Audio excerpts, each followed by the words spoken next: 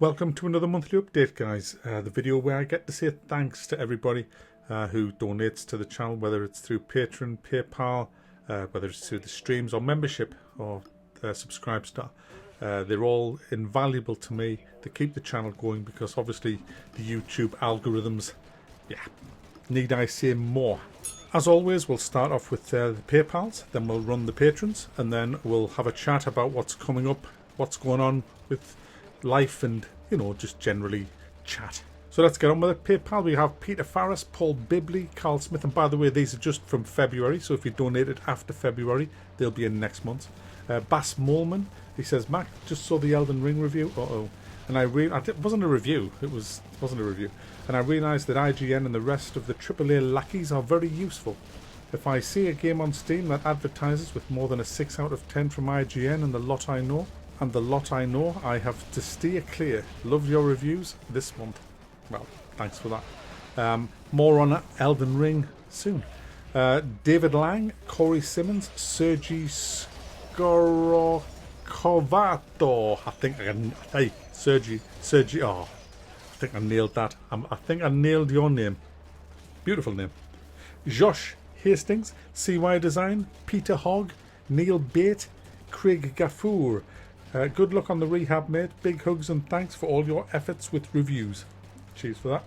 Simon Khan. Mac, I love your channel, mate. Best of luck with your recovery and all the best from Lincolnshire. Lincolnshire, what a beautiful place. Except for steep fucking hill. That's not a beautiful place. I nearly had a cardiac climbing that fucker. You'd have to kind of live in Lincoln to know what steep hill is, but never mind. Gatis Versaminemics, Jacob McMullen, Hector Hernandez, John Krushank. He says, cheers, Mac, smiley face. Patrick Albarth and Clay Hoyle.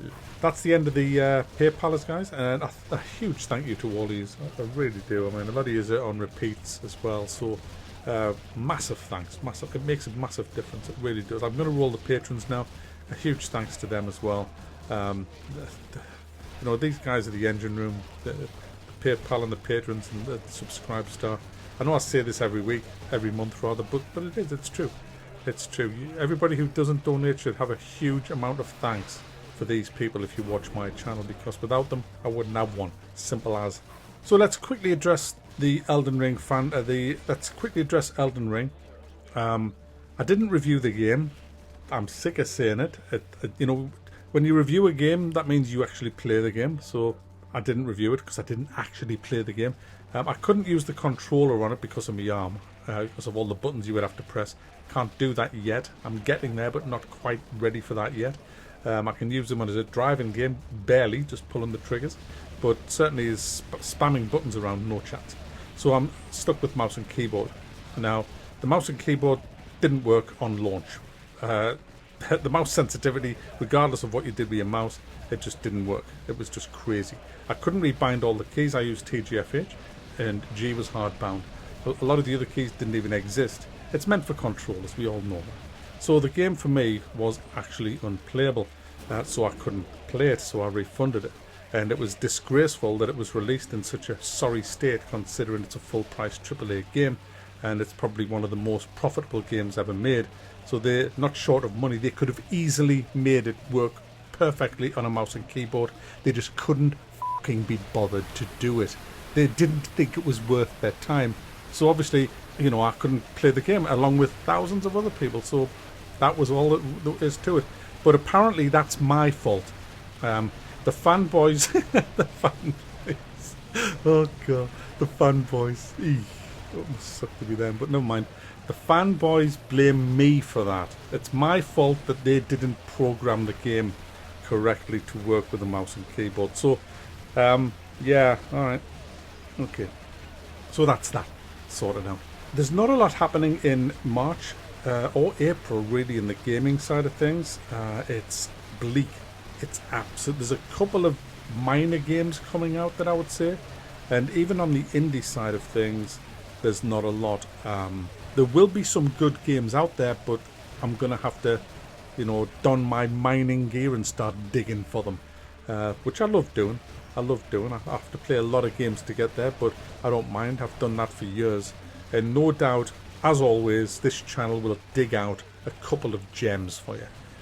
I'm lucky. I'm lucky because there are games that I missed when I first broke my arm that I'm now going to fall back onto. I'm not going to name them, but I'm sure a lot of you will know when you see them. Games a lot of you have been asking me to cover that I simply couldn't cover back then, but now I'm feeling up to covering some of them. So that's good as well. So I'll be doing a few of them. I'm going to be doing some retro stuff as well. Just digging up stuff. I've already tried to play a couple today. Just getting them to run on Windows 10's been a bit of a problem. So I'm working on sort of fixes for that to try and get them working. Because some of the older games, they just, they don't work with modern equipment. But sometimes there's ways to twiddle them and get them working. So I'm working on that to try and get that done. But if there's anything new that is coming out, that'll get priority, and I'll be doing that.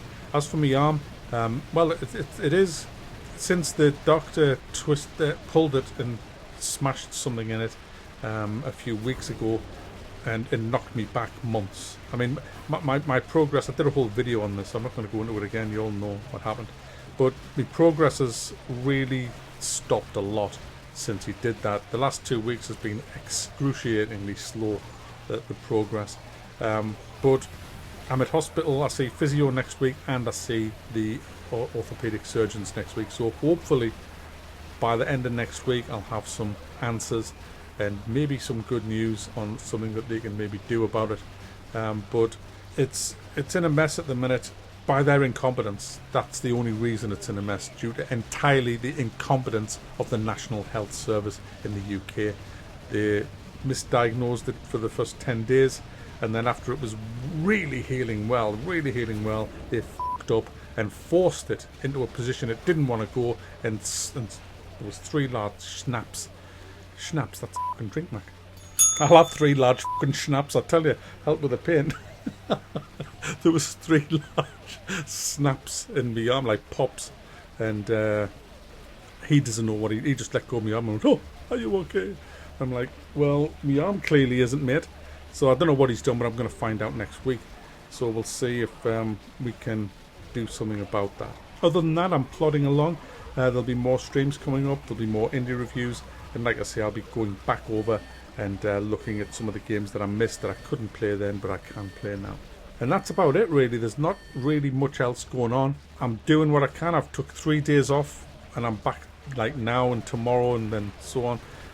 What I'm finding is that when I try to do my normal week, which was 60-70 hours normally, just doing reviews, when I can't do that anymore. I haven't got the endurance now on my arm, unless the game is a really slow clicker.